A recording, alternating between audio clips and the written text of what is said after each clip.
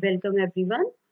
In the today's session, we are going to discuss about the effect on the threshold voltage of the substrate biasing. In the previous session, we have discussed about that how to derive the threshold voltage for the MOSFET device and what changes in the equation will occur if we have an NMOS device or a PMOS device. In the continuation of the same, today we are going to discuss about that if we are biasing the substrate terminal, either a forward bias or a reverse biasing, then how that biasing is going to affect the zero bias threshold voltage of the device. It means what additional term we will get into that expression of a zero bias threshold voltage. That discussion we will be continuing in this lecture. And the second portion or the second half of this lecture is totally on the discussion of the threshold voltage control. Now here controlling means how to reduce the threshold voltage for a particular given MOS device and what are the means for that. So that if we have a reduced threshold voltage, in a other terms we can say that that MOSFET will consume a less power. So nowadays with the portable devices, with the in evolvement to a miniaturization up to the nano scale, it is very important that we should have a very perfect control on the threshold voltage of the device. So now I'm going to start this session.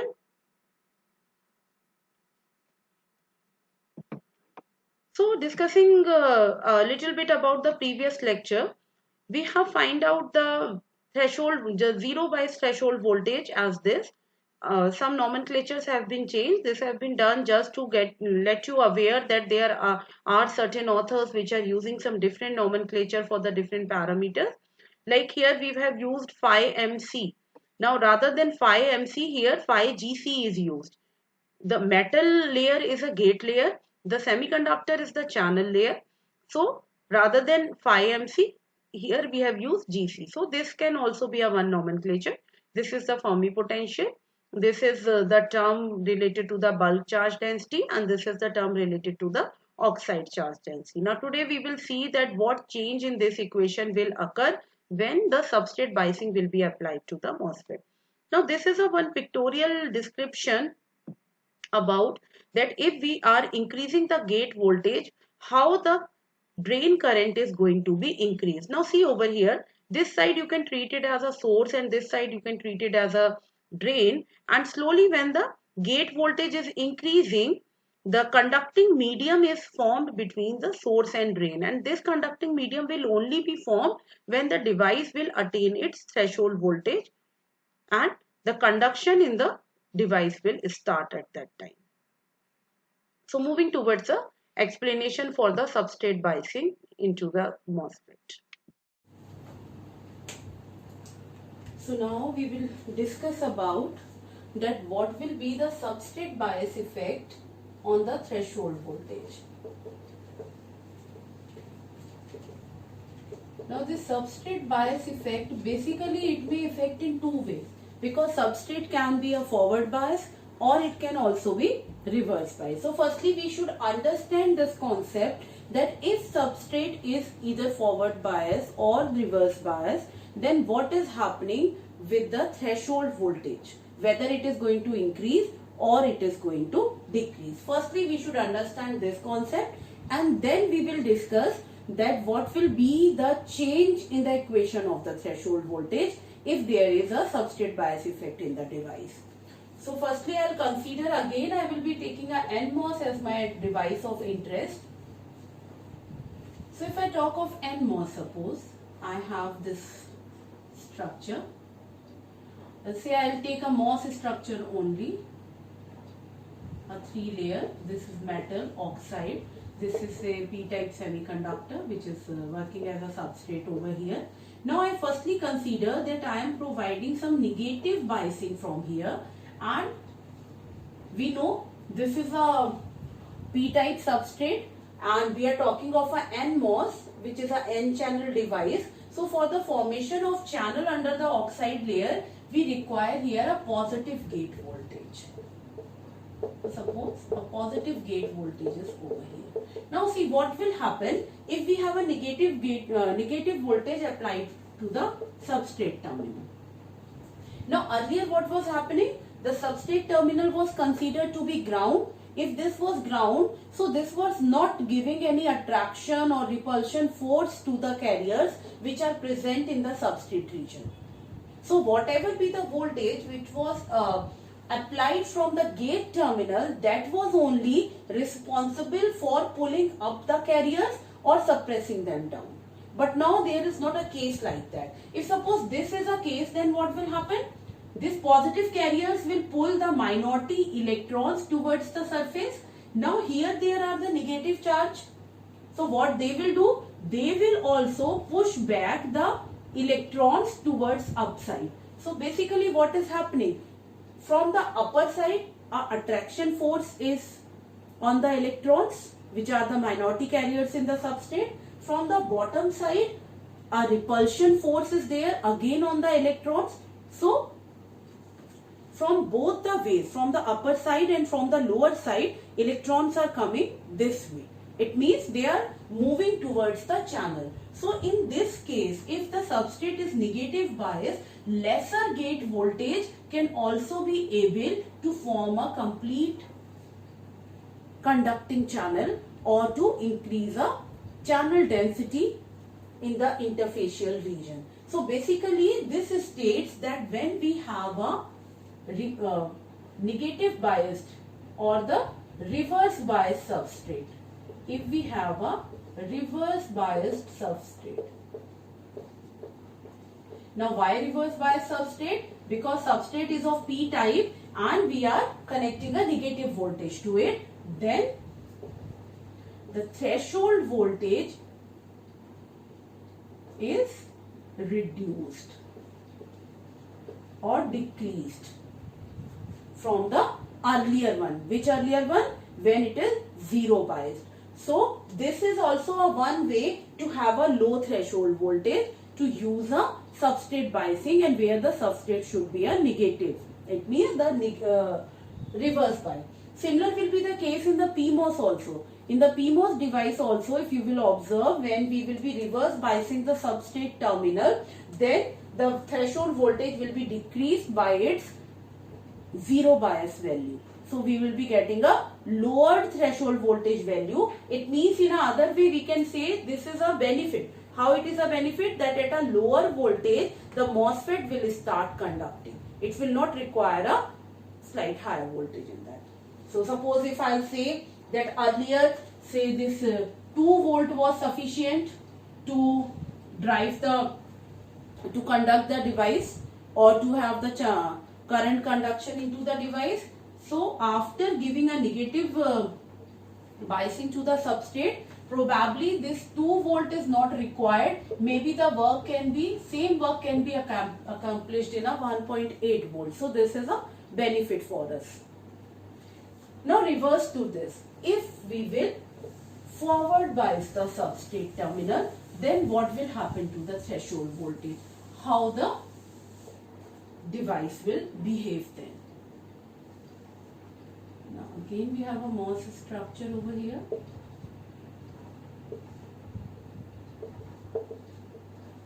This is a P-type substrate, and now I am connecting here the positive voltage. Still gate voltage is positive in order to achieve a conducting channel. Fine. Now see what is happening. Upper side is also positively charged, lower side is also positively charged. It means from both the side attraction force is there, but attraction in a reverse direction. Upper layer will ensure that the electrons will attracted upside. Lower layer will ensure that the electrons will attracted downside. So it means there is a war between that which is a more strong potential. So basically what will happen? If this is a case, earlier if we were having here the small voltage and it was able to pull the electrons here to form a channel, but now in this case when the substrate is also forward bias means a P-type substrate or the P-type silicon is biased with a positive voltage, then it is known as a forward bias. In this case what will happen? A few electrons only will get accumulated over here and few will be coming here. So now in order to increase a channel density over here and to pull these electrons into the channel region, what is needed? More amount of voltage is required at the gate terminal. So what it is actually indicating, that if substrate is forward bias, then threshold voltage of the device will increase, means a more or a larger voltage is required to on the device. So this is not a beneficial technique for controlling the threshold voltage, because this will also have an additional power consumption, because now the threshold voltage will be high, so it means the device is conducting on a more higher voltage, and that will also result into a higher power consumption. So this is how we say that the substrate bias is affecting the threshold voltage. So again, a quick revision I'll give, that if we are reverse biasing the substrate of either NMOS or a PMOS, then the threshold voltage will be reduced from its zero bias value, and which will also have a lesser power consumption in the device. And if we have a positive substrate bias into the device, then it will increase the threshold voltage by its zero bias value, and this will also tend towards the higher power consumption. It's not a benefit for a low voltage and a low power devices. So after this we will see that what will be the change in equation of the threshold voltage, which we have earlier derived for the NMOS and PMOS, but that equation was derived under the consideration of zero substrate bias, and now we are applying the substrate voltage into it. So with the substrate bias effect, firstly we should understand that what changes are coming. So again I'll move to the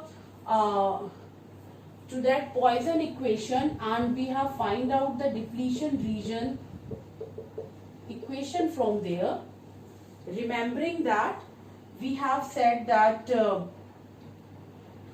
we were saying at that time that when X equals to W, then earlier with the zero bias substrate at X equals to W, we were stating that psi is equal to 0. But now with the new conditions are, if this is my SiO2 layer, here I have a silicon layer, yes, here this is a substrate terminal, I am giving a negative bias over here, and over here we have a gate, and from this some voltage is given, say some positive voltage. This is a gate terminal for us. Okay, these are the boundary conditions. This is X equals to 0. Somewhere here we will having X equals to W. Fine. This is what we were doing, and this is that depletion width which we have find out in the earlier derivations. Now earlier when this was 0, this was ground, then what was happening when X is equal to W at this interface, at the bulk region, the potential was 0. But now what is happening? The bulk region is also biased with the VSB. VSB is here bulk to source voltage. So now at this time psi will be equal to minus of VSB. Why minus? Because we are applying here a negative voltage. You may apply a positive voltage also over here. There is no problem. I am taking negative because just now we have seen that a negative substrate bias will have a lower threshold voltage, which is a benefit for a MOSFET device. So I am taking that case. Now if I will be doing this, then placing it into an equation of equation which was earlier noted as Q psi equals to Q Na upon epsilon S. We have this equation earlier.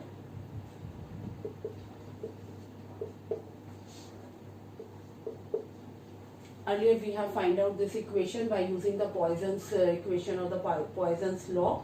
Now in this equation I place this boundary condition that when x is equal to w, then psi is equal to minus VSB.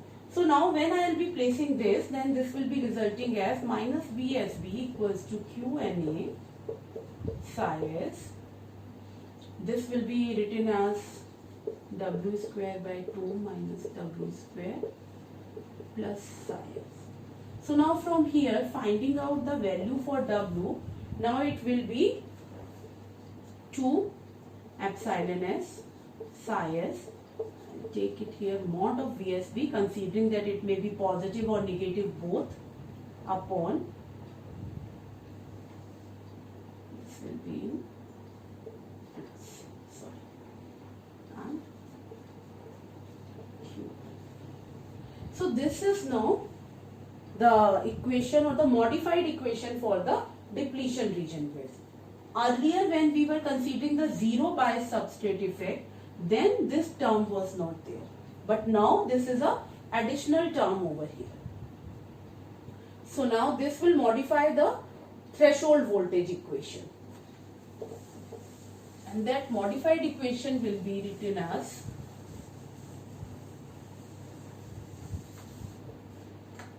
now see, we can write here a equation for threshold voltage. Now I am not using a suffix 0 to it. Why? Because now it is no more a zero bias threshold voltage. Now deliberately we are applying some substrate bias, and with this concern we are finding out the threshold voltage equation, so that 0 is not over here now in a suffix. So now this will be written as phi ms minus Q oxide upon C oxide.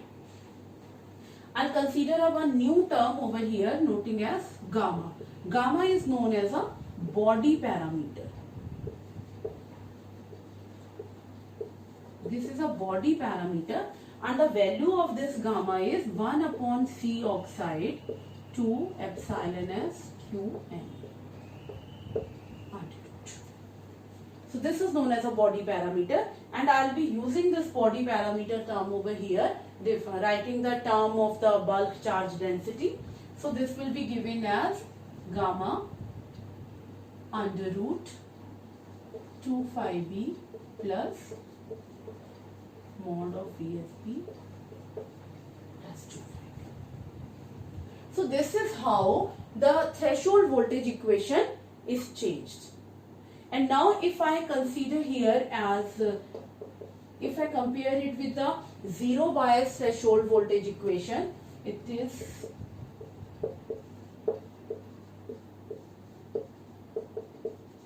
gamma, this term will not be there, plus 2 phi b. So now looking to both the equations, this is a term which is added because of the substrate biasing. And now if I will be writing this equation again, considering Vt naught also, so this can be written as Vt naught plus gamma. I am using these two equations, 2 pi b plus mod of PSB minus under root of. So this is a very common equation which we use in the compilers or the modeling of the threshold voltage. So this is how we can write this equation for the threshold voltage with a finite substrate biasing. Either it may be a positive biasing or a negative biasing. So now, after discussing about the equation of the threshold voltage under zero bias and under the biased condition, now we will be discussing about that how to control this threshold voltage. Controlling over here means how to have the reduced threshold voltage, because whatever be the devices we are designing in a VLSI technologies, they all are a low voltage and a low power device, and obviously for gaining that a reduced threshold voltage is also of importance, because if the threshold voltage of the device will be less, it means it will operate on a lesser voltage range.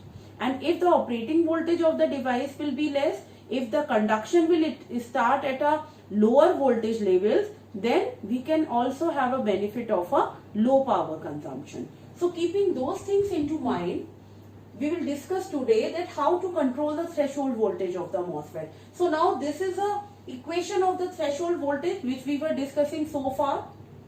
Now one by one I will pick the terms and discuss about that how to control those terms. So first comes in the picture is phi ms, which is a work function difference, which is basically the difference of the two work function, one of a metal, other of a semiconductor. Now what is happening over here? Metal is a different type of a material, semiconductor is a different material. Till now we were considering metal as a aluminum or aluminum as a metal and silicon as a semiconductor. But this is a very earlier technologies. When we were evolving with the MOSFET technology, then designers used this. But later on, replacement of aluminum as a metal was the polysilicon. Polysilicon means polycrystalline silicon. Means when we are using silicon as a substrate material, when we are using silicon as a substrate, it is in the amorphous form. It is in a amorphous form. But when we are using silicon as a gate material, it is polycrystalline. It is in a polycrystalline form. So basically this polycrystalline silicon, which is in a short form known as a polysilicon, this is used as a replacement of a metal. Now it has a two benefits.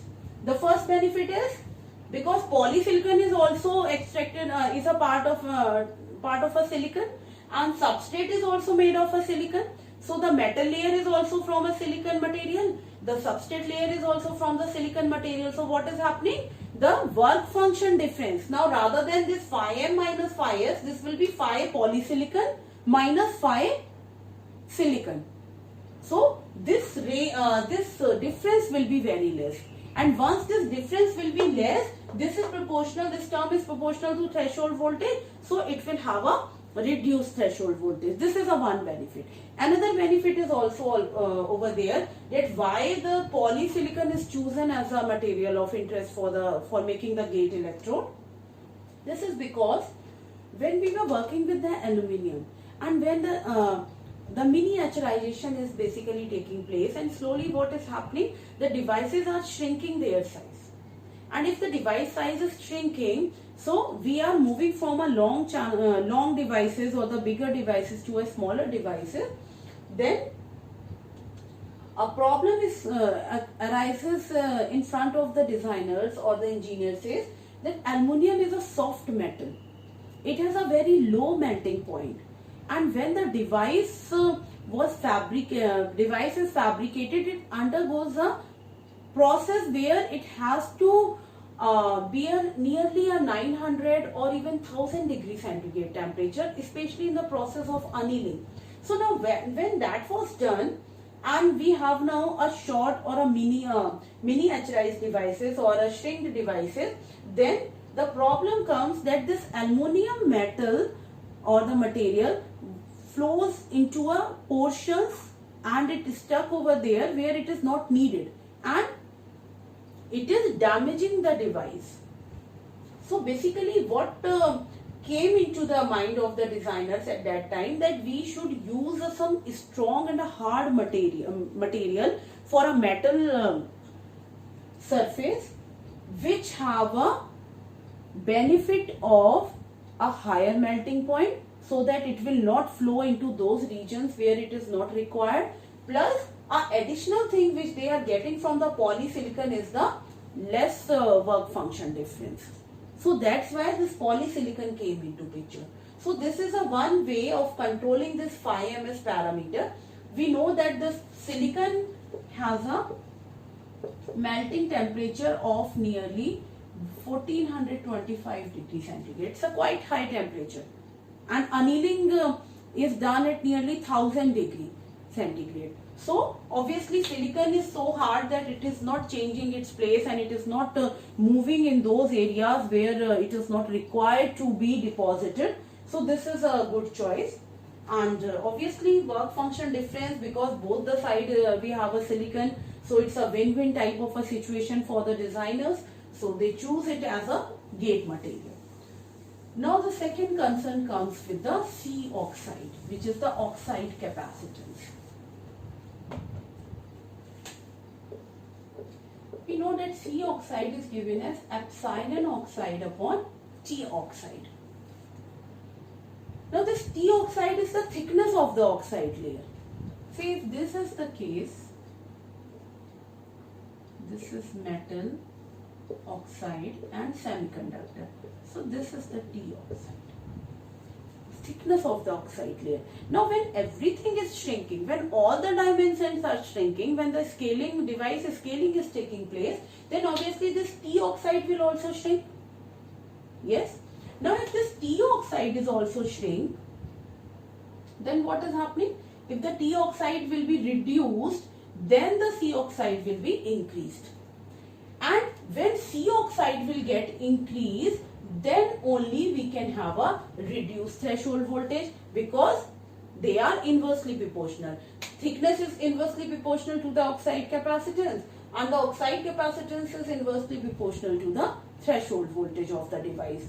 So this is a very typical situation now. Now we should understand this, that there should be some limit. We cannot reduce the thickness of the oxide layer as required to lesser down the threshold voltage, because a time will come when this thickness will be so less that it will suffer from the breakdown, or it may have some electrical properties generated into it. So there are a problem for this. Now how to get rid of this problem? How we can have a lesser threshold voltage but also not with the lowering reducing the oxide thickness. Now some new materials again came into picture. Earlier we were using SiO2. This is the very basic or the conventional material use, and the dielectric constant of SiO2 is 3.9. Okay. Now if I talk of the another material. Now another material which is very popular nowadays is a hafnium oxide, and hafnium oxide is having nearly 25 dielectric constant, a much higher dielectric constant. But how these materials come into picture? Next is a zirconium oxide also. This is also having a 24 or 25 nearly. What happened over here? What engineering plays a role here? It is basically from the periodic table, number of materials which suits the properties of the silicon dioxide or which is compatible with this SiO2, they are chosen. Now after choosing them, their oxides have been generated. Now because this oxide have to be deposited on a silicon substrate, we have to deposit an oxide layer over here. Now two things are very important to grow this oxide layer. First thing, whatever be the material used in this oxide, it should not be reactive with this silicon which is underneath it.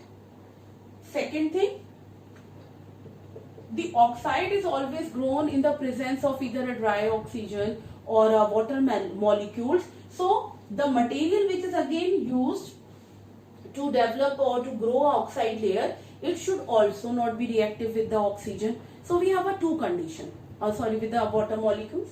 Okay. Firstly, the material should not be reactive with the silicon. Secondly, it should not be reactive or soluble with the water. Third, it should be thermally stable. Means when a high temperature process during the fabrication is going on, it should not change its property. So these are the three main concerns. And when engineers go into depth of this study and the number of experiments have been carried out, then these two comes as a contender. And when these two comes as a contender, then this hafnium oxide is found more suitable. Why more suitable? Because it is not reactive with the silicon. It is thermally stable. It is also not having reactions with the water or the dry oxygen. But when we talk of this zirconium, at certain higher temperatures, this is slightly reactive with the silicon. So this is not a very good choice, but this can also be grown. There is a one process on which we grow it. It is like, if this is a silicon, a very thin layer of silicon dioxide is grown and then a layer of zirconium oxide is grown. This is a one process. And now what is happening? This zirconium oxide is not having any direct touch with the silicon. Here a oxide is grown over oxide and both the oxides are electrically neutral. They don't have any electrical properties. They don't have any conducting properties even. So this is not a problem. But here our fabrication steps are increasing. So hafnium oxide is chosen with the silicon. And now what is happening? Now this is almost, if I approximate it as a 4, so this is almost 6 times higher. The dielectric constant of hafnium oxide is 6 times higher than the dielectric constant of silicon dioxide. So what benefit it is giving? That a 6 times thicker layer of hafnium oxide will behave in a same fashion as the 6 times thinner layer of the SiO2. So basically we are able to control this oxide capacitance now. Means by using a more thicker layer of hafnium oxide, we can have a better oxide capacitance and hence the better threshold voltage of the device. So this is how a oxide capacitance plays a role in controlling the threshold voltage, and this is done by this, and these type of materials are known as a high K material. High K means high dielectric material. So now in recent days we are not using silicon dioxide in the actual fabrication of the device. Rather than this, we are using either hafnium oxide or lanthanum oxide is also used, zirconium oxide we are using. So these are some popular materials which are used for the formation of the oxide layer. Okay, so now we have seen up till now role of work function difference, how it is able to control the threshold voltage.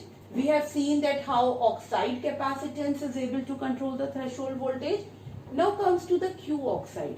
Q oxide we have already considered as that these are some fixed charges of the oxide, and these fixed charges are because of the two ways. One is the interface traps, other are the fixed charges. Interface traps into the oxide layer is due to the dangling bonds present over there in the silicon atom, and they give rise to those vacant spaces where the traps are formed.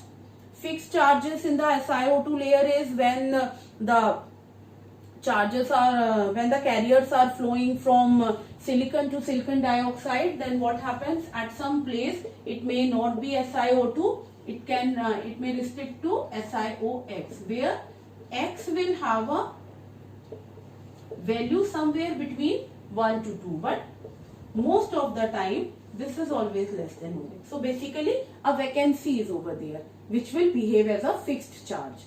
So it's not all the time that all the atoms are SiO2. There are few which are having this composition SiOX, and these give rise to the fixed charge. Now yes, this can be a bit controlled. Now to grow the oxide layer over the semiconductor silicon, the two processes are used. Obviously we use a oxidation to grow the oxide layer, but oxidation can again have a two ways. It may be a dry oxidation or a wet oxidation. what this means? Dry oxidation means a oxidation process which takes care, which happens in presence of a dry oxygen molecules. Wet oxidation is a process which occurs in the presence of the water vapor.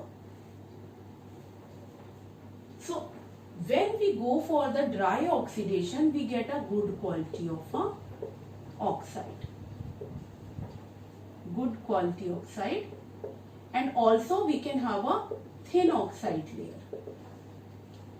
Here we have a poor quality oxide. Now here what does mean by quality? Quality means it is calculated by the number of pinholes. Pinholes means those vacant rooms which are created. So these have a less number of pinholes, and poor quality oxide means it will have a more number of pinholes.